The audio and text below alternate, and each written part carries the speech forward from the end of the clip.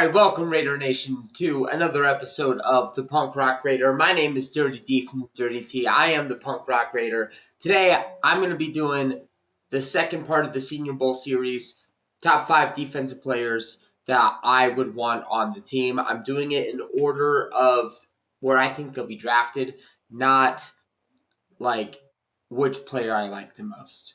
I will give some insight on which player I like the most. I just have them based off of what their stock seems to be. At least the conversation seems to be about them. Maybe not how I personally have them ranked. I will be doing some rankings. I want to release something this week about rankings. So, and when I do that, we're gonna get the Patreon started. Patreon should be up in the next couple of weeks. If you haven't already liked and subscribed, become a Punk Rock Raider yourself. It's free. You just hit the subscribe button. Follow the channel. It really helps me out. Helps me continue to do this content that I am enjoying doing so much. So, without further ado, we're going to get started with the 5 defensive players from this draft that I would love to see in silver and black. We're getting started with one of the biggest names for the week, Lee Hunter, defensive tackle at Texas Tech. Now, full disclosure, this whole defensive line group was really good. There was a lot of good players. The Senior Bowl event is really, both the All-Star events are really made for defensive linemen to shine. And I would actually say the most impressive defensive tackle was Caleb Banks, but I don't think there's a shot he falls to round 2, unless there's medicals. Based off talent, we have no shot of getting him. If Caleb Banks ends up at the top of the second round, same with TJ Parker, yeah, they're absolutely on this list, but I don't think that's happening. So we got Lee Hunter coming into this spot because Lee Hunter isn't quite as physically, as much of a freak as Caleb Banks, but still 6'3.5", 320 pounds. Dude's explosive. Dude's got long arms. Dude graded very well this year, especially as a run defender, but even with some pass rush. Now, he's going to offer you more as a run defender, and he was absolutely dominant as a run defender in the practices. They couldn't block him. He showed some push in the pocket as well. Again, he has that explosive first step, that upside. He can develop a little more as a pass rusher. You don't have to take him off the field necessarily on pass rushing downs, but what he brings as a run defender is what makes him so alluring. The next guy, very similar to the offensive video. The second guy is the guy that if you told me to pick one person from this list, I would pick. And he's been in the top 2 round conversation, probably even top 50 conversation for a while. But Zion Young he's one of my guys. You're going to hear me talk a lot about Zion Young this whole offseason. I need to watch all the tape. I've just watched some games, some clips. But what I really like is the energy. And I often say I'll eventually do a list. I'll probably have the full list on Patreon and just have some things about it. I have a regular thing I do. I call it the All Creed team. Again, I go by the name Assassin's Creed 32. And when I think living by the creed, I think of I wish I could have a team of just 53 Max Crosbys. Not necessarily physically, just the mentality, the energy, the way he practices. I want other guys that bring that same type of just insane preparation, play with your hair on fire, energy, the best type of absolute psychopaths, right? Just maniacs, especially on my defensive line. And Zion Young is that. He's got really good size. He's got long enough arms. Plays the run really well. Grades well. He doesn't have a ton of pass rushing production.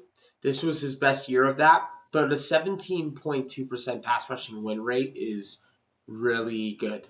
And he just looked dynamic. Like, he looked so good in the drills. I guess dynamic's the wrong word, but he was winning with inside moves. He was winning with power. He won with a little bit of finesse. But what he did more than anything was brought a crazy amount of energy, brought a mentality, my rep mentality. And I want that guy in my defensive line room. I want that guy on the opposite side of Maxx Crosby. I think he would create a lot of sacks and finishes for Maxx Crosby. I think he would bring a lot of energy on that side of the ball. I would love to have this guy on my team. He'd be a second-round target for me. If he's there at pick 36, like, it's hard for him not to be the pick for me unless there's Jennings Dunker from yesterday or even Max. That makes the conversation really difficult because all three of those guys I really want. There was a lot of really good edge players in this, though. Obviously Derek Moore looked really good. Also probably made himself more of a second-round prospect. Could still maybe be a third-round guy. You also had Gabe Akis. I also really liked. I think he's very much just a one-dimensional power rusher, but he showed a little bit of ability to win with speed around the corner, athletic big guy too. But if I had to pick one guy, it was Zion Young. The next guy I'm going to go with is everyone's favorite linebacker, Jacob Rodriguez out of Texas Tech. He is still small for a linebacker. He's got enough weight on him, but he doesn't have a lot of range, and his biggest knock is he doesn't have like a bad missed tackle rate, but it's right at the 50 percentile. And with those shorter arms, that could be like exponentially more in the NFL. And then his average depth of target also was not great for, just analytics sake. But dude is just a baller, and he showed that he can play football. He showed he looked like the best linebacker there, besides one other guy that I'll get to in a second. He looked fantastic. He looks like an NFL player. He brings that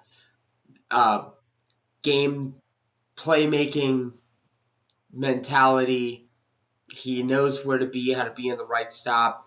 He shows tremendous leadership. Again, plays with his hair on fire. The type of guy that you want that's going to bring intensity, bring effort, bring insane motor to every play, insane effort to every play. Want guys like that on the team. That's what I want the culture of especially the defense to be if I'm drafting the guys, if I'm Spy Tech. So Jacob Rodriguez, I think at this point he's a second or third round pick. If he's there at the top of the third, I would take him. Maybe even take him in the second if, Max Dunker, Zion Young are gone and you really want that middle linebacker to, help really lead the defense. I think he would be an excellent pick there as well, but I would more target him in the second or maybe trading back, or the third, maybe trading back into the second. If you don't get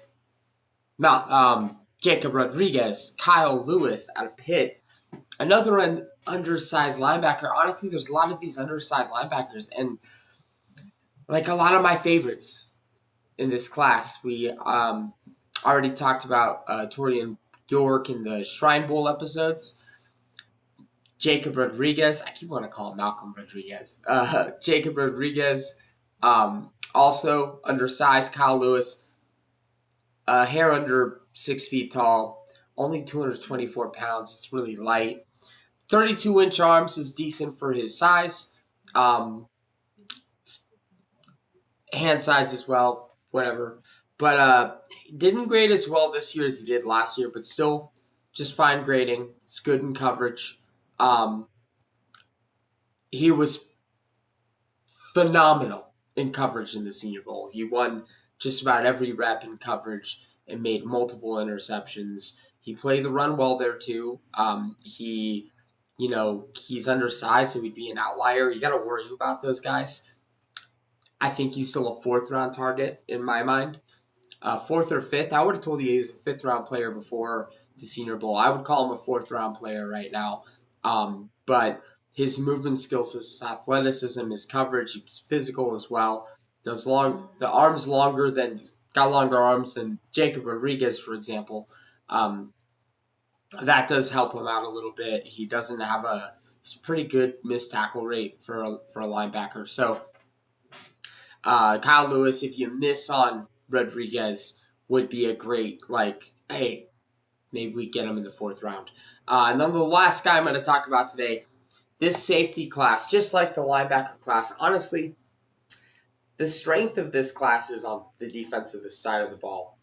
Besides corners, I don't have any corners today, but this is an event that's made for corners to struggle.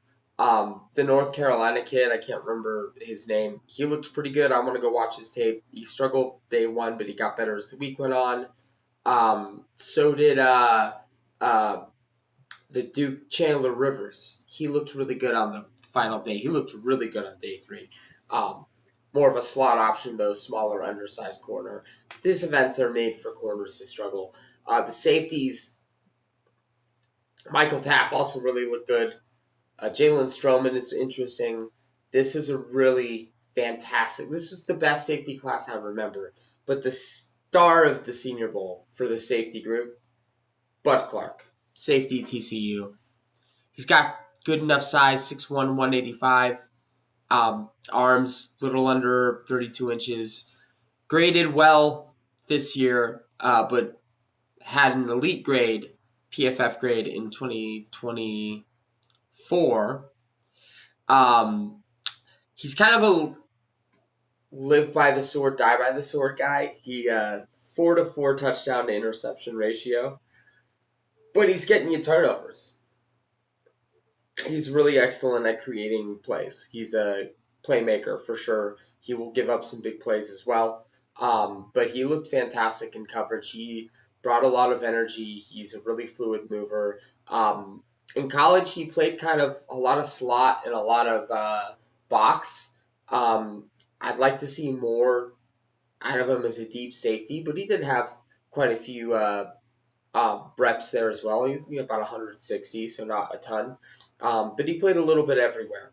So kind of like a chess piece, but creates turnovers. And he had a fantastic week. He's someone that I'm going to watch a lot more closely. And is going to be more of someone that I would be interested in targeting. This safety class is just so good that, since it's a undervalued position, when you have so many guys that are good, you're it pushes him down the board of where you might draft him. Because, hey, there's still so many safeties left, but there's only a handful of tackles, which is a bigger position. Handful of edge players left. I mean, edge is a good class too. Handful of this, handful of that. I need this, I need that. I can get a safety in the next round. I'd put him as a 4th, 5th round player as well, probably 5th for me at the moment. But I want to watch more. I wouldn't be surprised if he ends up a 3rd or 4th round pick. But he looked really good. He looked really dynamic, and it's really good to see that he makes a lot of plays in coverage. He makes a lot of interceptions. He actually had a really high incompletion rate. I think it was about 17%, which looked like it was somewhere in the 90s percentile range. So that's it for my guys today. We're going to see what else we do over the week. I might do a little bit about potential coaching targets for Clint Kubiak. I think is going to be the next step. Going to get a big board out within the next week, at least a top 50, maybe a top 100. We'll see what we can do. And then might be a top 50, and then we'll start the Patreon with the top 100 and scouting reports of each player. But my name is Dirty D from Dirty T. I am the Punk Rock Raider. That's it for me today, and I hope you all have a great rest of your fucking day.